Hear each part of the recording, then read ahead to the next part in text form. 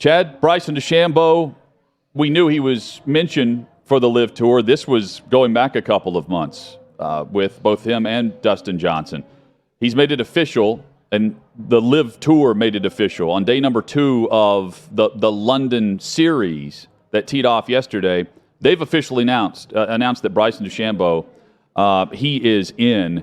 And again, now we wait on other big names. The most recent rumors out there that have merit, because all these guys have been quote-unquote rumored that have jumped. The next one, Ricky Fowler, Chad, who you mentioned earlier this week, and Bubba Watson also being mentioned for the LIV Tour. Yeah, it's, look, those are the names. I mean, you go down the list. We know who's been loyal so far. The PGA puts the memo out about loyalty. Jordan Spieth, Tiger Woods. We know some of the bigger names in golf that remain loyal to the PGA Tour, but Bryson DeChambeau is a big name. So that was reported earlier this week. Now it's confirmed by the LIV Tour, who made that announcement. Ricky Fowler, the other one you mentioned, Hutton.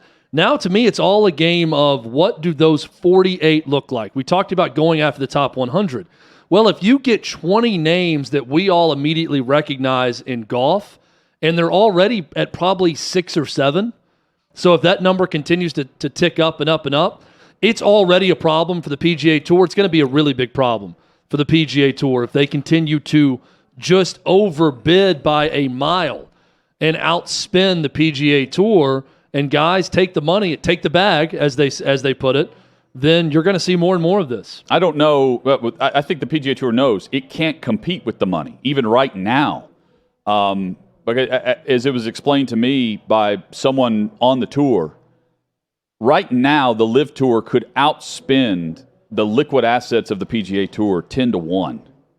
And when you consider that, and the fact that they don't even have a massive television contract yet anywhere, but they're already streaming, and everything else that could happen with this, I don't know if it's the right tactic to declare war the way the PGA Tour has, given the fact that for the first time they've got a legitimate competitor. And when you scoff at that and you say, oh, it's 48 players, and I want to reiterate this. There are about 30 to 35 professional golfers that carry the PGA Tour on their back based on their name, image, likeness, their brand, why we tune in.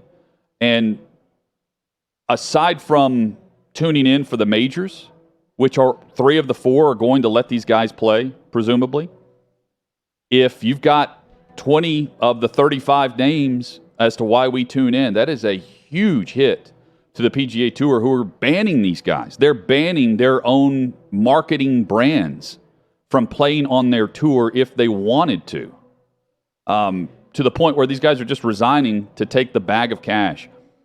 It was an interesting play with the statement, the way they released it. But they had to, in a way, because they had threatened this all along, and these guys called them on their bluff because the money's legit. Well, they could have been called on their bluff and showed that they were bluffing and not say anything and allow the guys to come back, but they decided to double down.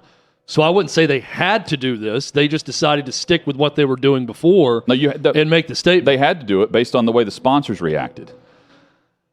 I mean, yeah, I guess. And it has been put out there that the PGA called in major favors to make sure that a TV network did not link up with them. Yeah, so if you've done that in the background, that's where they're being helped. But if you've done that, then you can't a month and a half later when this thing's about to tee off say, you know what, go ahead.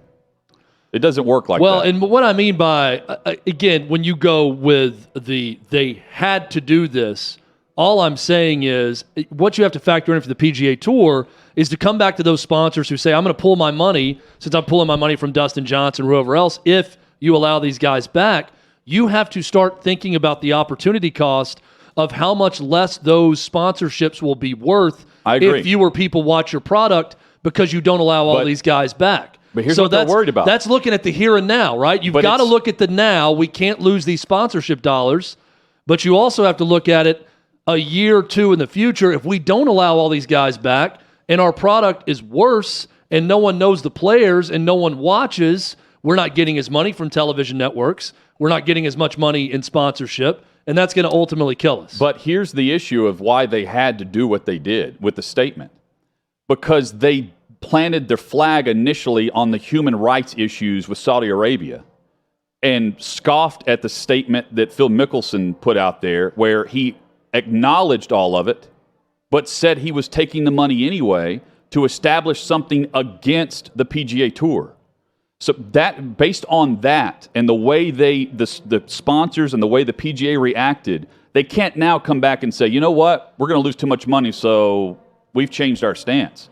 Their stance is firmly in the ground based on how they reacted at the time and how the public reacted at the time to the quote by Mickelson.